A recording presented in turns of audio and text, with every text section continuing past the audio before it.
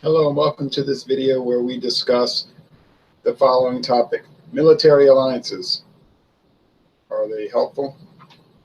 So we're going to discuss the merits or the demerits of military alliances. Well, I like to do these about once a month. And oh yeah, okay, I have Keystone beer, Keystone Ice, which is selling like crazy for $7.99 a 15-pack. Doing well.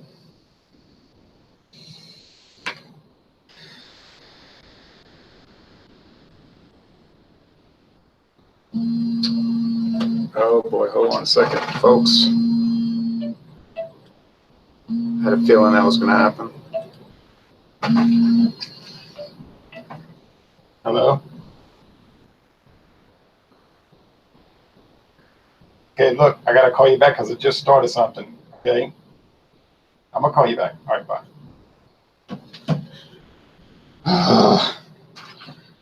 You know how it goes. You want to start something and somebody calls. Well, nobody will call for 8 hours, but let me try to do a video or something, and that's it. The phone's calling and the messages are going to start. But I'm going to call her back. Okay. So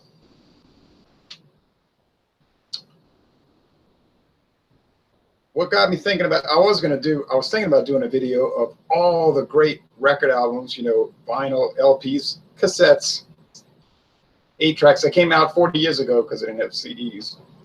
8-tracks, cassette, vinyl, records, albums that came out 40 years ago.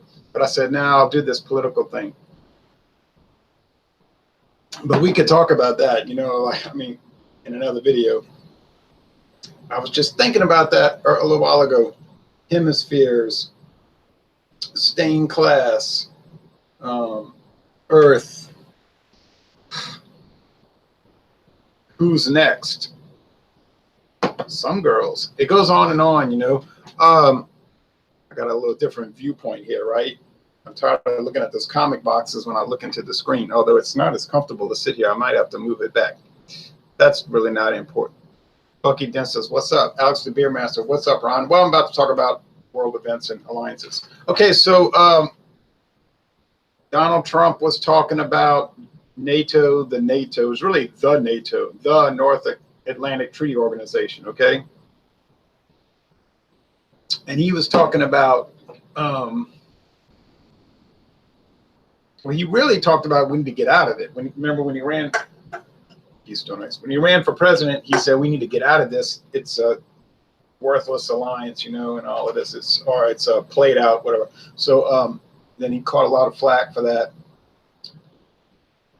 And he said, okay, well, I changed my mind. It's not worthless. But he really meant the first thing he said. So are these alliances worthwhile? I'll read comments from time to time. I'll try to do that every 5 minutes. And you'll hear people saying, and I think about these things all the time, like constantly, okay? Oh, we've got to be in the NATO. It's the NATO. That's what I was trying to say when the phone rang.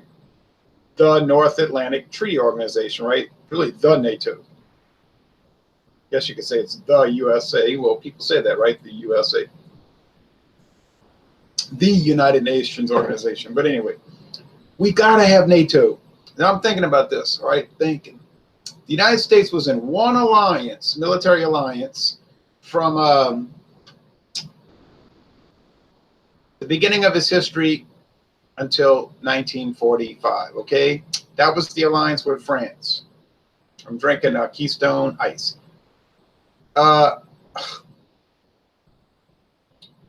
United States was in a formal alliance with France due to the War of the American Revolution, the War of Secession from Great Britain, okay? Now,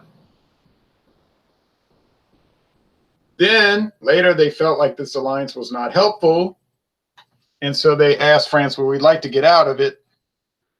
And so the French say, okay. So the U.S. was a neutral country from the time they got out of the alliance, and I don't remember what year that was. That doesn't matter. It was early on, up until 1946. Now you say, no, we were allies in World War I. Actually, the United States was not an ally. The United States was not part of the Allies. The United States was an associated co-belligerent during World War I. Okay? I mean, in a practical sense, they were part of the Allies, but in a legal sense, the United States was not. They were fighting as an independent agent. Well, there was a big blowback after that. In 1919, people said this World War did nothing for us, got a lot of people killed, almost 100,000 Americans killed, so many wounded in just a year and a half of fighting. For what? So they could keep fighting again, the Europeans fight, and then all right, so it was a bad taste in people's mouth about alliances. But we talk about the establishment, right? Or you hear them talking about it today, they call it the deep state, all these entrenched officials within the government who don't want to go against the established practice of being involved in and largely directing, right, world affairs. So that was considered years ago the British way. The British way is alliances, okay? And they're going to make alliances with Poland. They're going to make alliances with France. They're going to make an alliance with Romania for their advantage, obviously. It's not like Romania is going to help Great Britain in a big war, right? It's to line people up against other people. But okay, so we're talking about it from I've lived in the United States. I am an American. So we're talking about it from our viewpoint. Do these alliances help us? Okay, so then World War II, right? Oh yeah, we got to have this big world organization to make peace in the world. So we'll join the United Nations organization. And then they created these regional arrangements, which is allowed under the UN Charter. The NATO, the Soviets had the Warsaw Pact. The CETO, Southeast Asian Treaty Organization. CENTO, Central, what, Iran and all of them, when Iran was a U.S. Affiliate and all that. All right. The Organization of American States, but that's really not a military alliance. That's more like a cooperative agent. They don't necessarily cooperate, but you know what I mean, like a discussion group. Okay, so and then we hear about Israel. Israel is our close ally in the Middle East, the Near East. Well, technically, legally, the United States and Israel are not allies. Officially, we are not their ally. It's an informal alliance. Okay, well, let's look at some of these comments, and then we'll go back to the discussion at hand. And I always tell people, you can join the discussion, like literally, like be on here discussing, not just through these texts. I don't know if people want to do that, though. Okay, so Bucky Denso, what's up? Just chilling, drinking a bud. Alex Demir Master said, what's up, Ron? Just got the White Album by the Beatles on vinyl for my birthday. Oh, yes. I have around a 1981 copy. The Beatles. That's the official name of the album. It's mostly good. They have some, well, I don't want to get, there's some junk in there. I don't want to get into that because that'll be a tangent we'll never get out of. Hey, Ron, what are you drinking, says the party source. Keystone Ice. I'm listening to The Who while I'm getting drunk, says Alonzo Diabolos. Oh, boy. That's an album that came out 40 years ago, The Who, Who's Next, right? Okay, Average Technician says, speaking of alliances, the UN is a joke. They have done nothing to stop the current genocide of farmers in South Africa. That's right. The UN largely helped create that problem in South Africa, correct? Right. I did a video last month on South Africa. Average Technician says, this is National IPA Day, guys. Drink up. Well, I drank a sour, and now I'm drinking and then I drank a flavored light beer. 2 Hats, pineapple. Wasn't good. And then this. So I'm not going to drink IPA. Alonzo says, no, it's Stone Cold Steve Austin days to drink. Oh, okay. All right. What's up, man? Says, yay for beers. Hi, Ron Cheers says, goalkeepers. All right. So alliances. All right. So we could go through the whole history of alliances and all of that. Okay. Now, did the French alliance help the United States? Well, yeah, because the United States was trying to break away from Great Britain. And 1/3 of the American people did not even want to do that. 1/3 were not interested either way. And you had that 1/3 that was agitating, probably just a small percentage of that 1/3 anyway. But okay, there was no way the United States could really succeed in breaking away from Great Britain without the aid of France. And so France wanted to help the United States to get revenge on Great Britain, their historic enemy. They had been fighting over land around the world for a long time. And I mean, who ever heard of sharing, so the French come along, say, oh, we'll give you weapons and help. And then you can do what for us? Let's think. What could the United States do for France? Nothing, except help them get revenge on Great Britain. Well, as it turns out, it was a terrible decision for France because it helped bankrupt the country, which was already falling into bankruptcy, and helped set the stage for the revolutionaries to launch the World Revolution in France on July 14, 1789. So, if France wouldn't have got into that war of revenge, maybe the legitimate government of France would have survived against this conspiracy and revolution. Okay. But, but that's their problem. That's an example, okay. And so France was in alliance. When France went to war with other countries in Europe, United States didn't help them. United States could not help them, really. And in fact, in 1798, the United States got embroiled in an unofficial war with France, a naval war over this trade situation with France and Great Britain fighting each other in the wars of the French Revolution / Napoleonic Wars, right? Okay. Oh, well, all right.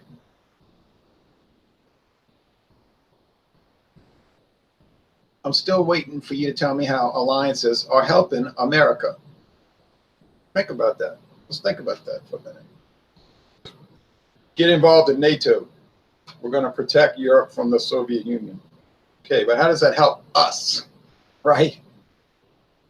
The Soviet Union wasn't planning to invade the United States.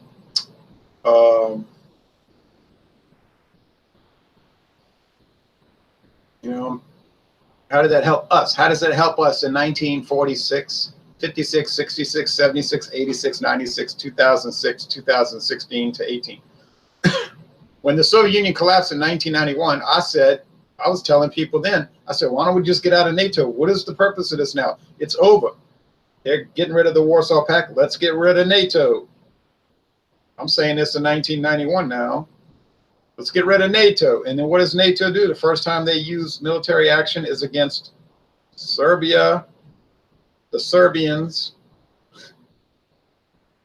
a Russian client, a Russian ally, really. So I remember in 1995, 1999, I'm thinking, wow, NATO is set up for defense, but they look like they're much better at offense. And I'm still trying to think how they're helping us. You see, you're saying now you might be watching and saying, I could tell you very clearly how alliances help countries. Okay. Did an alliance, think about Europe in 1930s, the 1920s and 30s. The British got in an alliance with Poland. They're in a military alliance with Poland. Now, how on earth is Poland going to help Great Britain? Think about that. A country with a weak army, virtually no navy, and an air force that's laughably, weak. What's Poland going to do? Nothing. They cannot help Great Britain. So why is Great Britain in an alliance with Poland? Obviously for other reasons. To counter a rising Germany, to be a wedge there in between Germany and the Soviet Union. And so what happens? That's a great example. Pat Buchanan talked about that in his book. What was the book called? The Worthless War, or The Stupid War, or whatever it was called. I can't remember. The British are telling Poland, don't you give in to those Germans,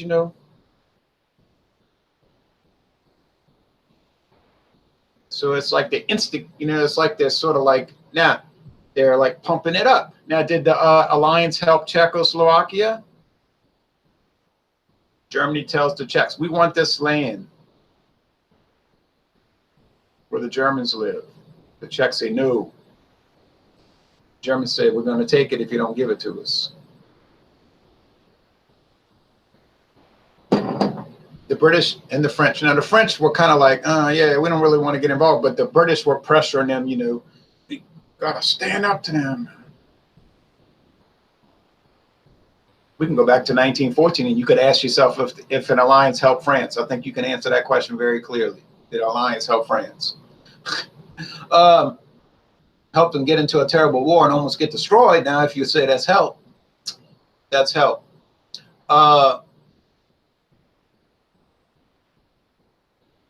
So the British say, ooh, well, we have an alliance with the Czechs. Why? Is Czechoslovakia going to help Great Britain? All right. It's to build up, to surround Germany with British allies. So you say, we're going to go to war with you if you don't stop picking on the Czechs. But of course, the British, they don't really want to get involved, at least yet. And so they say, well, they tell the Czechs, well, after all, we and the French investigated, and you really were harassing those Germans. So why don't you just give them the land? Because we're not going to help you. So the Czechs give the Germans the land, and then a year later, not even a year later, early March 39, they get invaded, and their whole country is taken over, and Slovakia goes free, which they went free again under Czech control. They went free again on January 1st, 1993. Did an alliance help the Czechs? No, it did not. So they tell the Polish, you stand up to those Germans now. Don't you give them one bit of land. Don't you let them build those railroads. Don't you let them build. You show those Germans. You'll show them. But what happened on September 1st, 1939? Who doesn't show up when the German armies come pouring across the border and the planes are bombing all the cities and the German Navy's bombarding off the coast? Oh, no French showing up. No British showing up. They declared war on Germany, but they didn't show up to help Poland. And then September 17th, here comes the Soviet Union from the other side, and there is no more Poland. So you decide if an alliance helped Poland. You say, well, we must be in alliance with Israel because they are the only democracy in the Near East. How that's relevant to anything, I'd like to know. You tell me how that's relevant to anything. And what is Israel going to do? Okay, so we get attacked. Israel's going to come help us. The great Israeli army is going to come across the ocean and help America. The great Israeli Air Force is going to come help America. The great Israeli Navy, their great Navy with all their huge battleships. And, that's right, nobody uses battleships anymore. Their aircraft carriers and their huge fleet. Yeah, right. Sure. Yeah, they're going to help us. You say, well, we're in an alliance with Korea, South Korea. We have to protect South Korea. Donald Trump was saying, why don't they just protect themselves? Thing was over 60 years ago.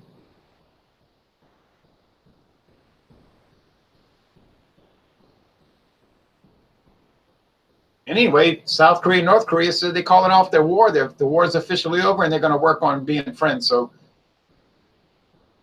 why not just slowly pull the troops out? Tell North Korea good luck. We're going to bring a few troops home every year, Maybe in 10 years, be no American troops there. No more money being wasted. Donald Trump said it was a waste. Let's look at some comments.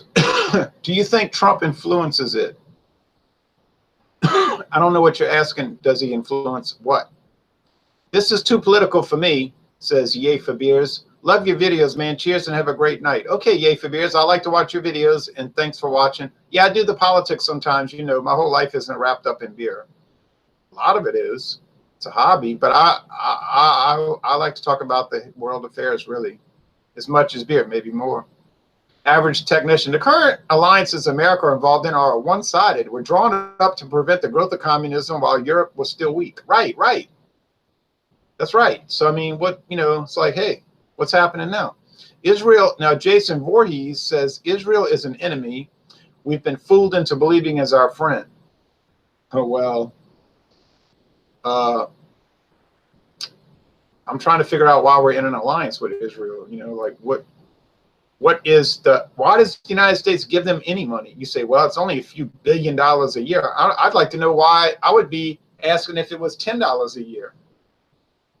You know what I'm saying? If the United States was giving Israel or any other country on the planet $10 a year, I'd be wondering why? Why are we giving them any money?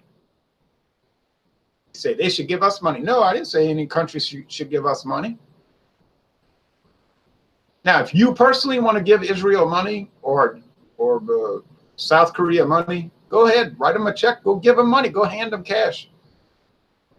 The United States government's taking your money without asking, by the way, and giving it to other countries now. If Jimmy M said, if South Korea isn't ready to defend themselves by now, after all the money and training we gave them against North Korea, if they needed, they never will be. We don't need to be there anymore. Yeah, I know. I say we didn't need to be there then. You know what I'm saying? I'm being more radical. You know, why were we there then? I mean, does he influence the alliances? Oh, probably in a negative way. Now, people are saying he's destroying NATO with all of his rhetoric. That's probably the plan. You see what I'm saying? He can't legally get rid of NATO. He's not the Congress, right? Congress would have to repeal the law that set up NATO, right?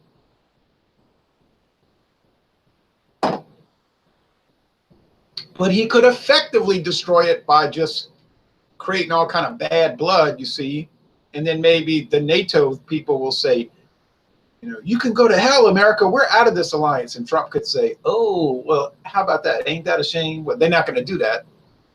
I mean, why should they do that? They pay in $1, we pay in $20.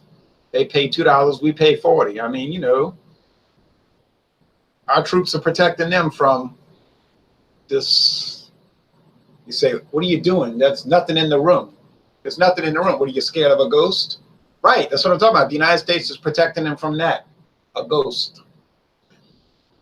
Dakota Summers says, Israel is no benefit to the United States.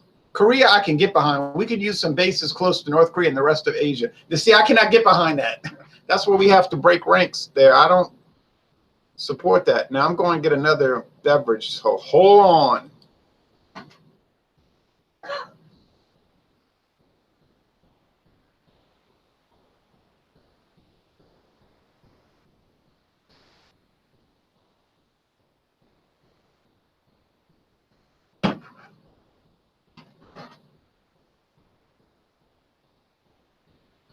All right. Now I have natural ice.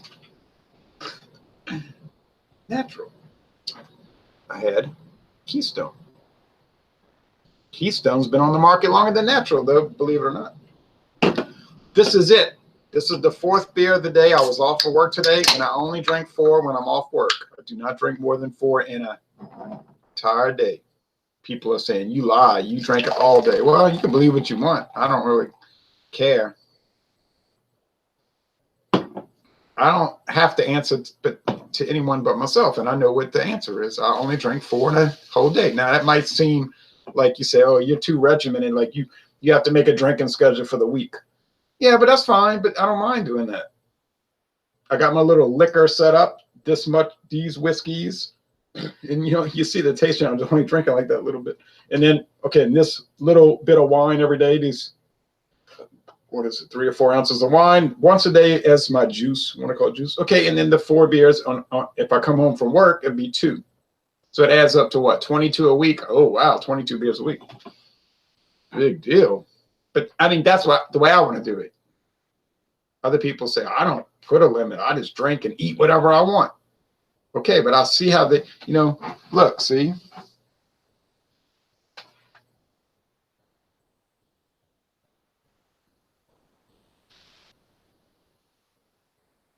The shirt's not tucked in, but I mean, I'm not fat. I weighed myself this morning, 144.8, almost 145.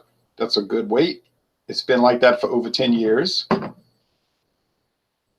I mean, I used to do that, drink, eat whatever I want.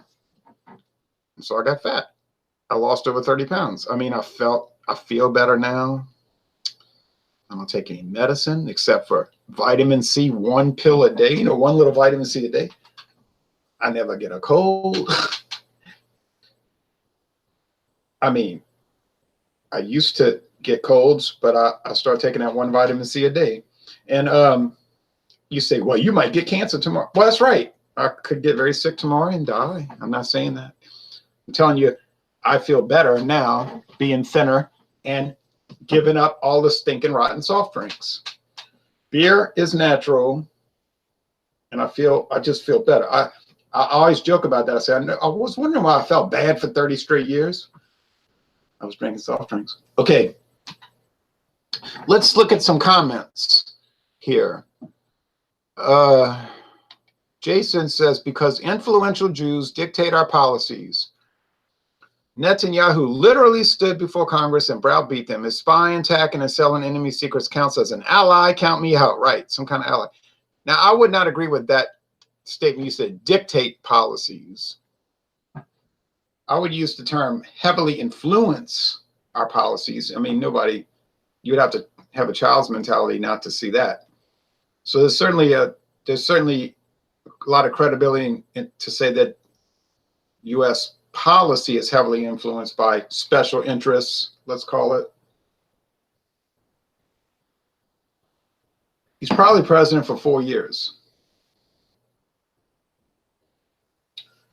If the media has its way, he will only be president for 4 years, and they hope less than that. He can get impeached and thrown out. We can get an establishment,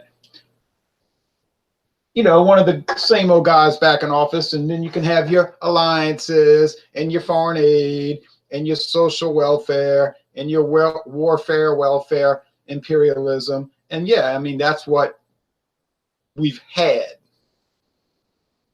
So when he comes along and he's going to upset the apple cart with anti-imperialism to a large extent, have there been breakdowns in that? Yeah, with this animal Assad and the missile strikes on Syria. But those, from what I could tell, seem to be largely play acting. You know what I'm saying? Like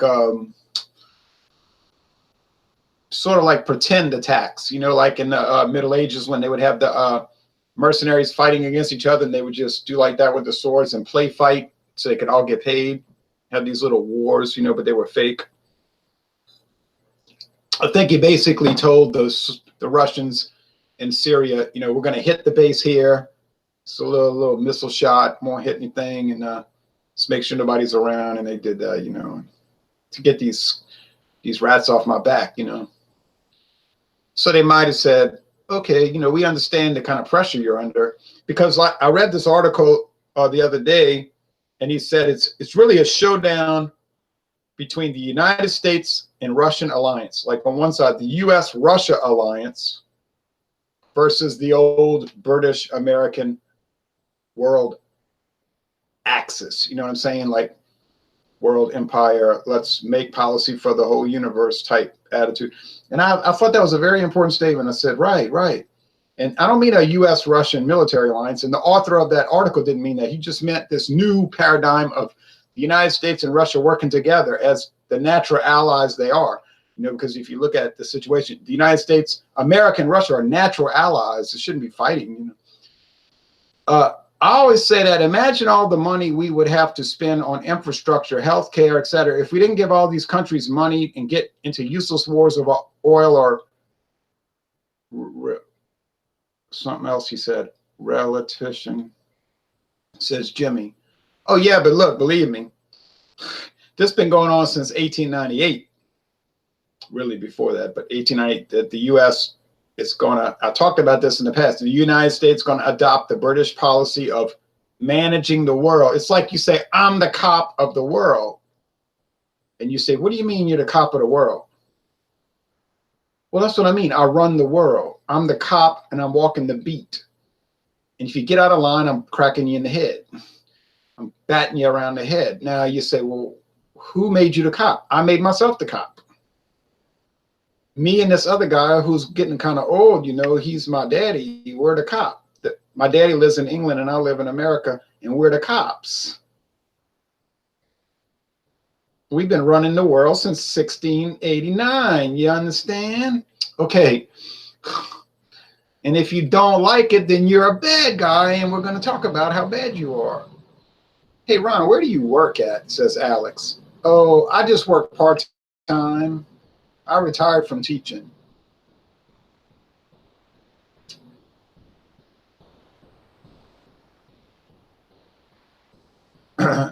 It's, you know, I just work at a store. Are you, I just do very, you say, you sound like you're very leisure oriented. You could accuse me of being leisure oriented, and I would not argue against that. Goalkeeper says, are you against Trump? No, I'm not against Trump. Why would I be against Trump? If I was an imperialist, I would be against Trump, you see. Iron Man Spartan says, wars are rich folks' board games. Kill the slaves for fun, World War II, etc. Yeah, uh-oh. Jason Voorhees says, good Goyim. Yeah, do you know something? Do you people know something? War is not healthy for children and other living things. Now, if you watch television, war is just fabulous, you know. It's fabulous. They make all these movies about it and all the wonderful things about the wars. We're so proud because we stopped the bad guys. And I watch these war movies and I say, oh, give me a break. That's where I'd be. Watch out, fellas. He's got talent. You know, it's so ridiculous. You're out there on, you know, you're on the ground, right? The guy's in a tower and he's a sniper and he's shooting at everybody. Well, he shoots one guy in the back. So here you are with a sniper rifle hiding behind a car. And you're looking, now it's daylight, it's raining, I know, okay. It's daylight, but you got your little scope and you see inside the tower. Now the guy's in the dark, right? And he's got his gun on a swivel. He's looking at you. And you shoot him, not shooting through the opening of the tower. Oh no, you shooting through his scope into his eye, and he dies. And everybody watching the movie says, damn, that's awesome. Ooh, hoorah. Hell yeah. Hell yeah. Hell to the yes. That's America, baby. We shoot snipers through the eye when they're in a tower in the dark, baby. And I'm thinking to myself, are you serious? This is the mentality American people have, you know. Well, why wouldn't they? They don't know much. I'm trying to educate, you know, I'm a teacher. Most people don't know anything. And so they're gullible. What do you say? They're gullible. Iron Man Spartan says, war is hell personified. It is hell. Hey, Ron, I've been wondering, do you think Donald Trump is like Huey Long? Well, Huey Long was a socialist, and he was radicalized by this local neighborhood socialist, kind of like a communist, you know, a guy in the the 1900s, early 1900s. And Huey Long had dictatorial ambitions. You know, he was a dictator in Louisiana in a practical sense. And so he was very dangerous in a Marxist-Leninist type sense of the word, really real bad guy, you know, dictatorial, like I say, like he was like he was like you know, a Fidel Castro type guy, you see. So, but he did say that the Democratic and the Republican parties were two sides of the same coin, you see. You get that from the left and the right. I'm coming, you know, obviously from the far right, but the old right, or the what you say, Thomas Jefferson, Grover Cleveland right, the old American concept, which today they call far right, you know, all that. But depends who's talking, right? But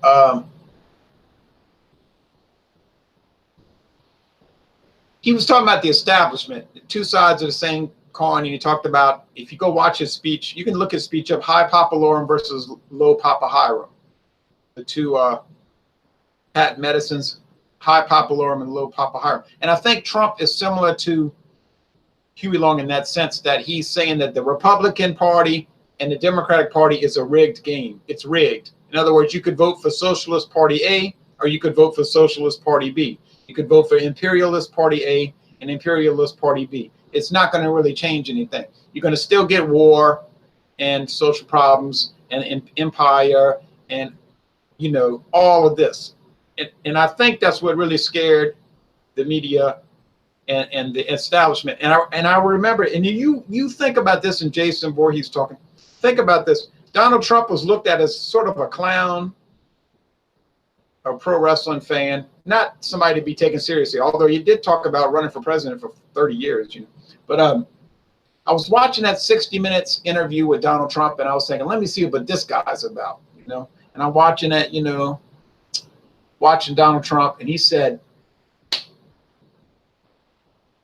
United States, what did he say? The United States has got to now begin to adopt a neutral policy as it concerns the Arab-Israeli conflict. I'm paraphrasing. The United States has got to begin to be neutral as it concerns the Arab-Israeli conflict. And I thought to myself right there, I said, uh-oh, he's going to have it now. He's in for it. They are going to come against him like with fury you've never seen. And it sure happened. The Republican establishment came against him, you know, all the people that are in the pocket. And naturally, the Democratic establishment and the media came after him. I said, that's the key right there. That's the nexus of the crisis. And I was telling everybody this in 2015. I said, here's a guy who's going to say something that is not what everybody else is going to say. Because you got your divided loyalty Republicans, you get my drift. And you got the Democrats, and they are not going to say the U.S. should be neutral in the Arab-Israeli conflict. You know that. So I think that's the sort of like the origin of the hatred. The origin of the hatred. He is not part of that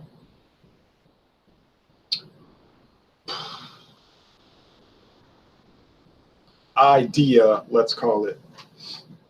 Now, let's look at some comments, then we'll wrap it up. Jason says, we're a sick society. Violence is glorified. People shot every day. Servicemen are treated like superheroes, but no basic health care, education, job training. Well, don't think I'm out here saying that we should have U.S. government-supported health care, education, job training. That's a state power. That's not a U.S. delegated power. So we have to look at it in a federal sense.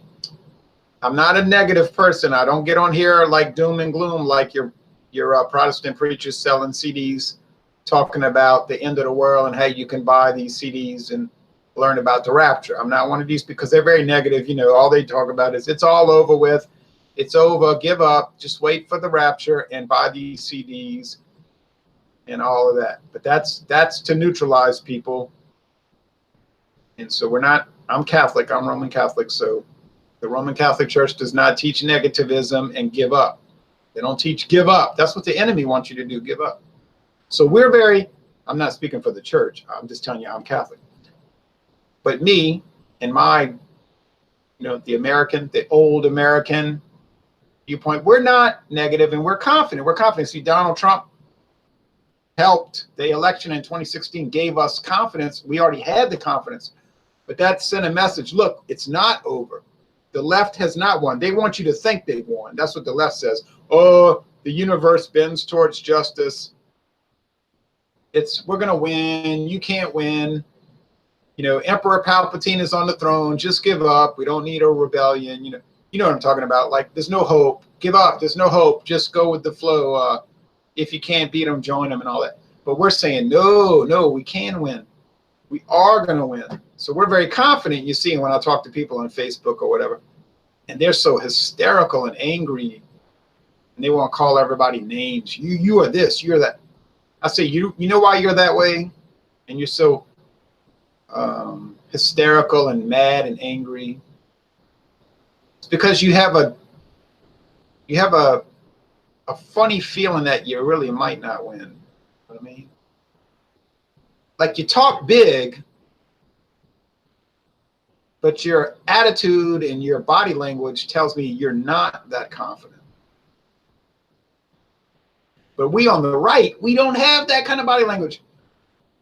We are confident because we know the truth, and we have the truth, and we're going to spread the truth, and we're anti-war. We don't have to get out there and try to defend a war. Now, let the neoconservatives do that, who are really Trotskyites, right? We'll let the neoconservatives try to defend an invasion, you know, like they did in 2003. I did not have that burden to deal with. Okay? So I could just call the radio shows and say, hey, this is the anti-war, anti-imperialism viewpoint. They are the ones who could get all hysterical. I didn't have to be hysterical. Because we're going to win, you know. We're going to win. All right. Let's look at some comments. So the whole point, our alliance is helpful. If you're trying to build an empire, yeah, they're helpful. They're useful, right? You use people. That's what an alliance is. You manipulate and use weaker countries that you can line up against stronger countries. Okay? Switzerland, you know, they're not in any alliances. How many times has Switzerland been invaded since 1815? Oh, yeah, never.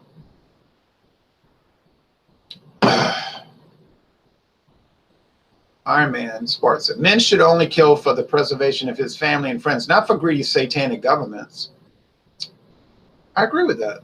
Do you think World War III will break out, says Goalkeepers? I don't know. I hope not. It wouldn't be too nice. They got people in Washington that are satanic, though. You know what I mean? They want World War III. Like certain women who ran for president. I mean, these people are like satanic. You know what I mean? They're evil. You say, no, they don't really worship the devil. No, they don't. That's why they put symbols on their hands and stuff, because they don't worship the devil. Okay. You don't have to worry about that. Look, you know they're evil because they launched the war on Syria in 2011. This is a man that won the Nobel Prize for Peace. The Nobel Prize for Peace. Even he said, I don't know what I did to get it. Libya, invading Libya. Invading Syria. Spreading all this evil against Russia. This is a man that won the Nobel Prize for Peace with his right-hand psychopath Secretary of State. And Americans do not notice. They don't realize what's going on. I mean, just look at this reptile. You know, you can just see her goal in life was like the senator. What's that movie? You know the movie, The Dead Zone, remember, 1983? She was like that senator in that movie. Like, he wanted to start World War III just to do it. Like, why do you want to start World War III? Basically, Martin Sheen played his character just to do it, just to make World War III, because I'm evil. That's why. Well, I mean, you don't have to justify this type of psychopathic evil. All right, let's wrap this up. We are already slaves. We're not slaves. We are not slaves. Don't be negative. Ronald, share some of that brew with me, and I promise we can get political about the past wars. Yeah. Hey, Ron, it was nice talking to you, and I hope you have a wonderful night. Talk to you soon. Okay, you too, and I'm about to go watch the baseball game. The game is about to start. What am I doing talking on the internet? That's another strong base for Israel. These end-time preachers like John Hagee who draw millions of dollars from there. Oh, yeah, I mean, don't even get me started on those guys. you just know who they working for, and it ain't for their congregation. These knuckleheads. I mean, it's sad. I'm not making fun of the congregation, because these are people that have no money. They're like people that fall for these house flipping schemes. You know, like, buy my book and I'll show you how to make millions in real estate. It's the same type scam. It's been going on since the 1920s or longer, like with Amy McPherson in the 1920s. They get up there talking about, oh, if you follow my program, which is Christian-based, so-called, you're going to get rich. God's going to bless you because you sent me money. Oh, get real, man. Please do not fall for that. This is an old scam. They got these con men. These are the fakest people in the world. You can tell. You can just look. They got like an aura of evil that like comes out of their body, you know. And yeah, he is serving. He might be serving Tel Aviv. He ain't serving his people. But you know, that's a perfect example. That guy there. Oh, don't even get me started. All right. And the whole group of them, you know, all of these. Oh man, they work for the empire. Need to do more of these, Ron. Great insight, says Ato Daso Lehi. Oh, thanks for watching. Iron Man Spartan says, no outer enemy, only the enemy within. A wise man. Well, there's an internal and outside enemy, in the sense that there's a whole complex around the world that has a like-minded thinking. You understand? That's what we're talking about. Tommy Robinson. Hey, Jay, always impressed with your interest and knowledge in other areas. Enjoyed it a lot along with my 24 ounce Keystone Ice. Cheers, buddy. Okay, useful idiots. That's true. The left's entire... Okay, we're going to wrap this up. MC says the left's entire... You're talking about the international left. Their entire game plan has been to normalize their sick ideas to the greater public, and the greater public finally seems to be waking up somewhat to the deception. Right, people are waking up, because, you know, we talked about this years ago, me and friends. The left always overreaches. You know what I mean? Like, well, they always think they've won, and then they can't believe they lost. Like, let's really demonize, and I don't mean say bad things about society. I mean demonize society, like fill it with demonic influence, with all the stuff you see on television and news and watch music videos. You know, it's so seeped in all this. It's all, you know, it's what it is. It's all the York Rite, Scottish Rite. It's the whole thing. I mean, it's too obvious. And see, they don't realize people read. Some people like me, they read, they realize, hey, man, you know, we are not falling for this. Get the hint, Satan. When was Christianity ever about getting rich? It wasn't. I'm talking about, yeah, I know, you know, it's the fake stuff. Americans are on the wrong track. I know. Oh, you're talking about some plant, a guy who's a plant. Well, there's a lot of plants, but you can always tell. You can always tell when they're a plant, because they always say the same thing, right? And then you know what they're going to say before they say it. A lot of them are in the U.S. Senate. They're in the Congress, major media, newspapers, and you always know what they're going to say before they say it. Like, I could write their text. Our governments are a fault, not a phantom terrorist. Okay, well, anyway, yeah, I mean, we can go on forever.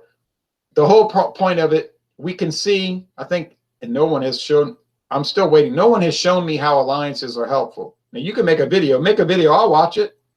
If you let me come on your video, I'll join it. But I don't think that's going to happen. I doubt that will happen, because I'm going to go off. But you can let me join. I'll join. Let's talk. Let's talk about alliances. But you better be ready, because I'm coming at you. But in a, you know, in a pleasant way, a friendly, congenial attack mode. You understand? Now, so I think I made it very clear that alliances do not help you. Might have helped Syria. Now, alliances might have helped Syria because Russia really protected Syria. You got to admire that. You know, when Syria came under this horrible attack in 2011, the Russians helped save that country. And that's going to go down in history as some great thing, you know, a great thing. But it could have happened in 1876. You hear what I'm saying? In 1876, Russia was about to save the Near East. Oh, but the British jumped in and rescued them from Russia. Oh, right. Forgot about that. Of course, I didn't forget about it. They almost had World War One. Yeah, that's right. World War One almost happened in 1877, but it would have been Russia versus Great Britain.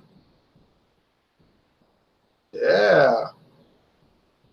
Well, we better get off of that because that'll start a whole new can of worms. All right, time for baseball. You said, well, baseball's not that important. Yeah, but I got to rest sometimes. I got to have some kind of relaxation. All right, so are alliances helpful or hurtful? My viewpoint is they're not helpful, except in a few select cases. And in the case of the United States, they were never helpful. What about next month? I don't know. We'll see. I got to go call that person back. Thanks for watching this video production. And I'm glad you agree with what I'm saying here.